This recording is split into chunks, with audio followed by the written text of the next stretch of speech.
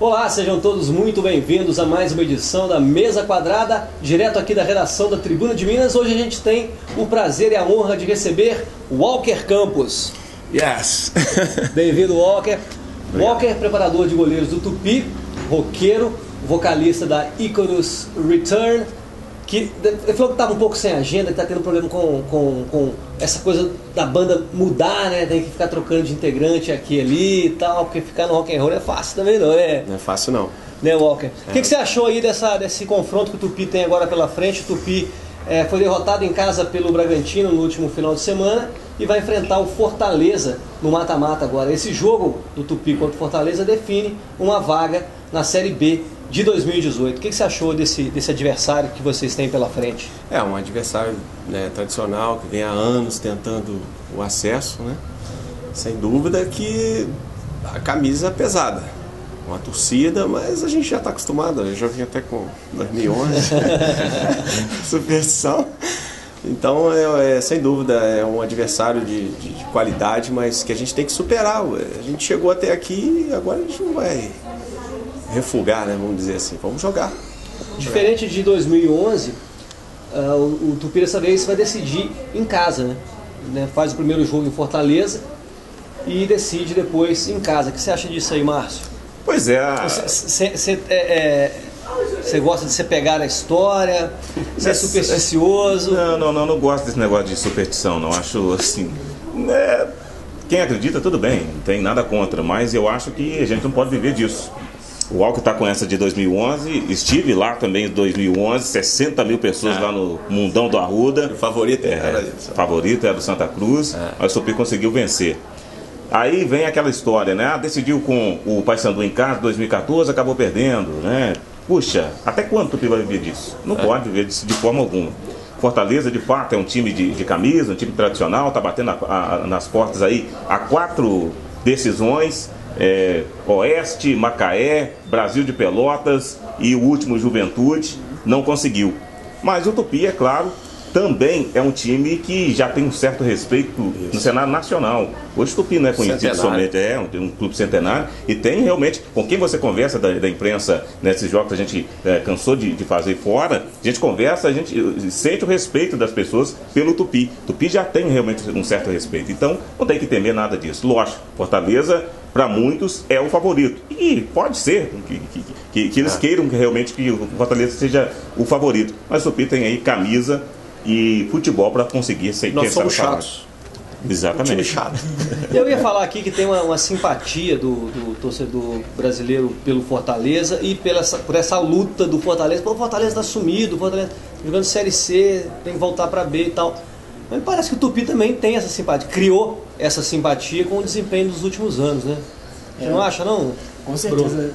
Até porque o Tupi está sempre brigando pelas classificações nos últimos anos.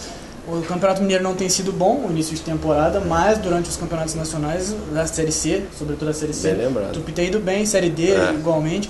A Série B foi um capítulo à parte, né? O Tupi no primeiro ano acabou não indo bem, sendo rebaixado.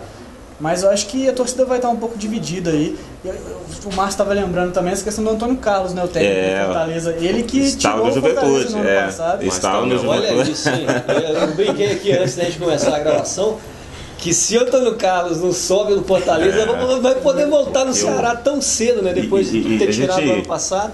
Pensar, o Juventude também estava há muito tempo nessas divisões inferiores. Aí ano passado conseguiu, com o Antônio Carlos, fez uma boa campanha até, conseguiu tirar essa vaga do Fortaleza lá dentro. E agora o Antônio Carlos está no Fortaleza. Ele tem obrigação de subir o Fortaleza. Quer dizer, a obrigação do Antônio Carlos. Aí o problema é dele e o Tupi não tem nada a ver com isso. Senão vai virar persona não grata no Ceará. E do outro lado, um cara muito carismático, né? O Ailton Ferraz. Um excelente gestor de grupo. Tem a torcida também, tem o gosto do torcedor.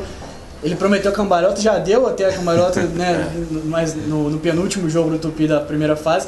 Mas deve dar uma outra cambalhota, né? Eu queria saber se o Walker vai ter alguma promessa também. Eu sei que a coluna não vai permitir ele dar uma cambalhota, talvez. Mas eu tô um pouco lesionado, né? O que a gente pode fazer, Wender? Você que é o cara... Eu não sei, rapaz. A gente tem que pensar aí Você pode preparar um show pra gente, não? Ué, a gente preparar um show, vai ter que fazer um show. Vamos fazer juntos. Pra torcida do Tupi. Opa! Mate-ataque e Ícaros. Pra comemorar o acesso. Tradicionais, né? Combinado. Tá combinado. Desafio aceito. Pronto. Desafio aceito. Vamos fazer um show. Não, já pode fazer na festa do acesso, então as duas bandas tocam. Isso. Aí já, Ok, combinado. Aceito o desafio, então. Walker, combinado. Combinado. Fechado. Eu quero saber como é que tá a cabeça da rapaziada lá agora para essa fase decisiva. O que você está sentindo em Santa Terezinha? O ambiente é bom, né? Porque é onde a gente queria estar, né? Todos os jogadores, é uma mídia muito boa. Então agora é ter o controle emocional, o controle da ansiedade. Isso o Ailton trabalha muito bem, né? O Ailton é um cara que jogou várias decisões, ganhou títulos e fez gols importantes.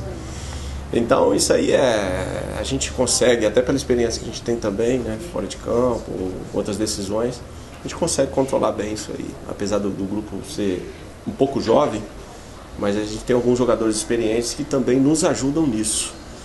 Então é gostoso, cara, você chegar, a gente que lida com o público, né?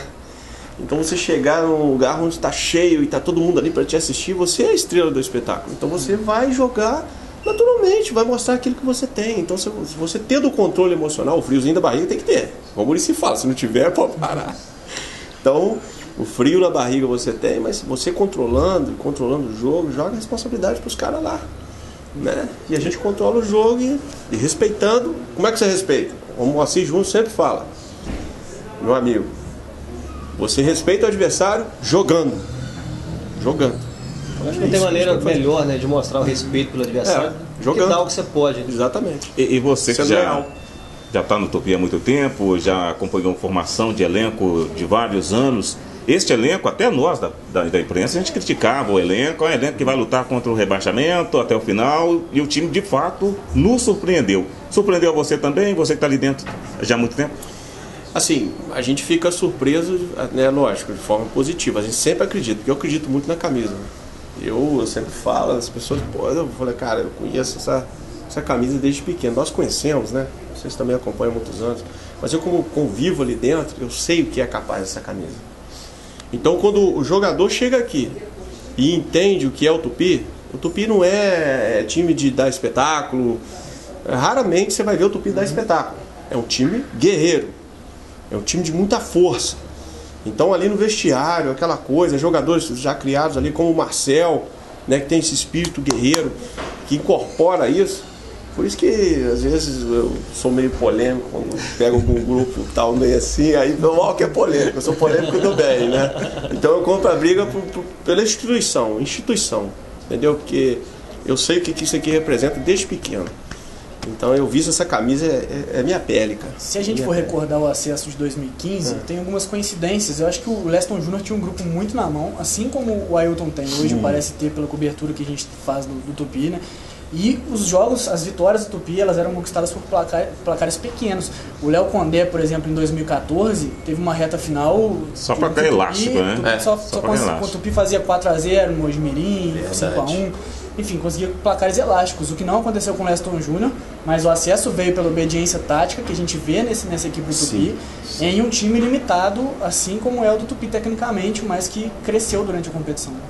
Que eu te falei, os jogadores entenderam aquilo que o Ailton pediu, né, que a comissão, eles entenderam aquilo que é o clube, né? Então você tem que entender o que é o clube. Então por isso que eu falo que é importante, sempre na comissão técnica de qualquer clube, você ter alguém identificado com o clube, né? E o Ailton, cara, parece que é daqui, sabe? É uma pessoa extremamente simpática. Eu tô aqui pra ficar rasgando seda, não, porque se eu tiver que falar, eu falo, né? Então ele é uma pessoa, humilde, né? Então nos abraçou e chegou aqui, viu como é o clube, entendeu tudo, os jogadores entenderam. Tem um grupo na mão, como você disse, muito importante para o treinador. Não adianta ser ótimo treinador, mas não ter um grupo. Aí tem um probleminha aqui, um probleminha ali, a gente tem que ficar sempre... Você não está sozinho no seu discurso não, porque a gente trouxe outras pessoas aqui. O Nelson Júnior fez muitos elogios ao Ailton, colegas da imprensa têm reconhecido isso também, a gente vê o torcedor também que está junto com ele, né? Agora, aproveitando a sua presença aqui, Walker, queria falar um pouquinho da final da Copa do Brasil, a dificuldade do Flamengo com os dois goleiros, Muralha e Thiago.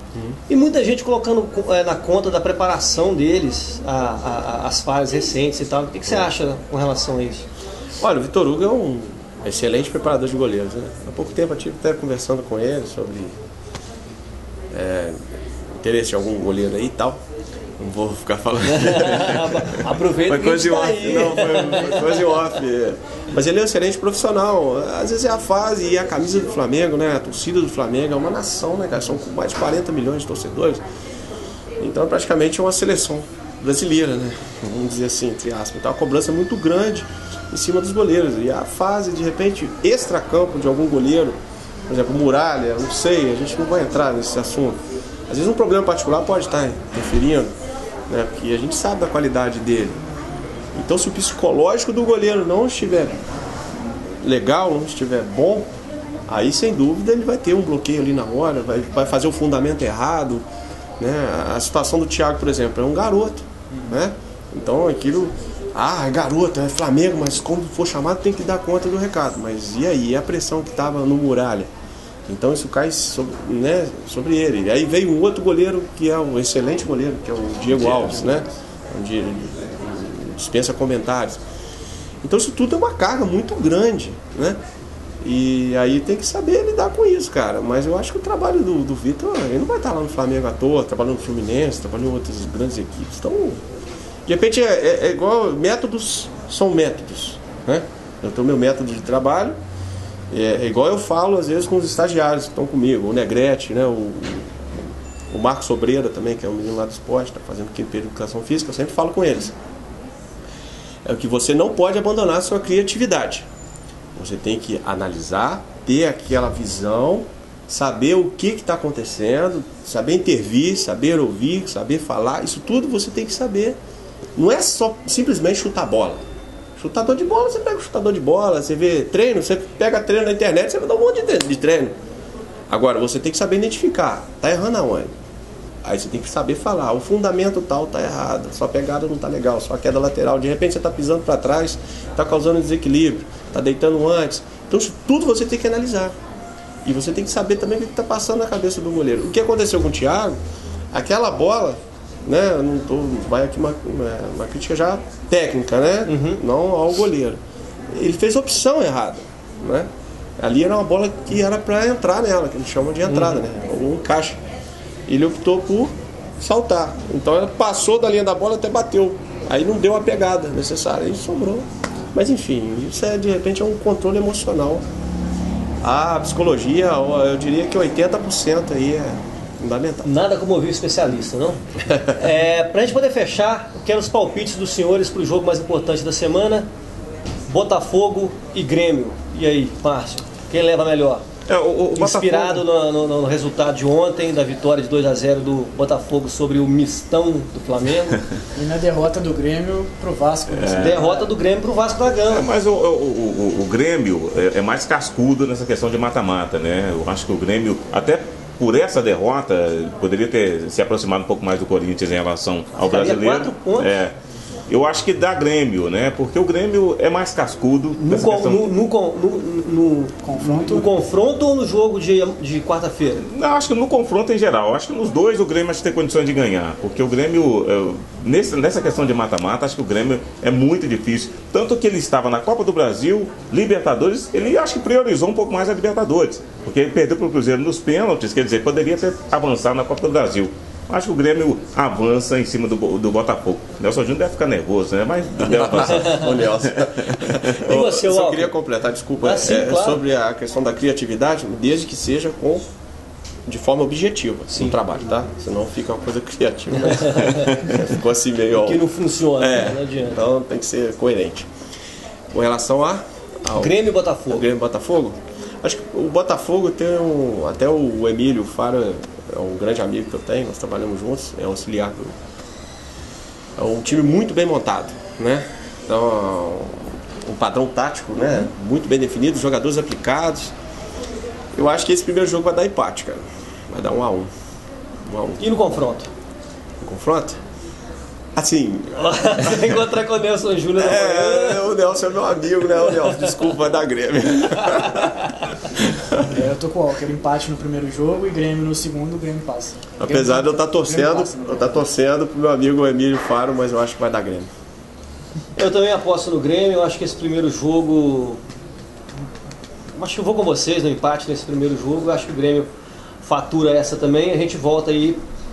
Ninguém vai perder a aposta desse jeito aqui, Desse né? jeito, não. A não ser que o Nelson Júnior entre nos comentários e propõe a aposta lá.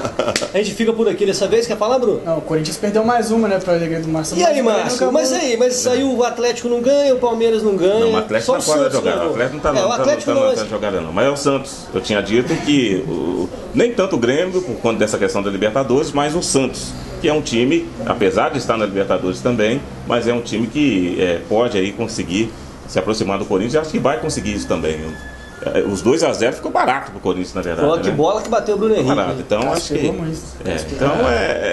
eu acho que a gente já vem comentando aqui há muito tempo, Corinthians não é tudo isso. Me faz lembrar o time do Atlético de 2012. Disparou, depois não aguentou. Não tem elenco suficiente para isso. Tá fazendo a campanha muito ruim no retorno. Então, vamos ver o que vai acontecer, né? Eu acho que o Corinthians vai ser campeão muito mais pela incompetência dos outros que pelo mérito próprio dele. Então, vamos aguardar até o final. O Corinthians joga contra o Vasco, né, Bruno? Na próxima rodada, lá em Itaquera, onde já venceram Atlético Goianiense e Vitória. Será que o Vasco faz isso também lá? Acredito que não. Acredito que o Vasco ajuda o Vascaíno mais pessimista que eu conheço no Brasil, cara. O Vasco venceu o Grêmio com uma bola só. Parecia que o Vasco era um time pequeno jogando fora de casa, sendo que o Vasco estava jogando em casa. O Vasco teve uma bola só, conseguiu fazer o gol praticamente. O Grêmio dominou o jogo todo. E se for dessa forma, o Vasco muito mais cauteloso do que com o Milton Mendes, agora com o Zé Ricardo, que você conhece muito bem. Eu acredito que o Corinthians passa até com facilidade do Vasco. Semana que vem falaremos sobre isso aqui na Mesa Quadrada, agradecendo a presença do meu amigo Márcio, Bruno. Muito obrigado, senhor Walker Campos. Pode. E o show tá valendo. Então, porque talvez dia 23, na Harley Day aqui, no Morro do Imperador. Talvez. Vamos ter o Ícaros lá? Talvez. E outra, aproveitando, né? A audiência. A Academia de Goleiros Walker Campos está por vir aí também, tá? Tô vendo. Opa! Boa novidade. Vamos pegar todas as idades aí. Boa novidade. Tentar, né, cara? Sucesso na empreitada. O cara multimídia.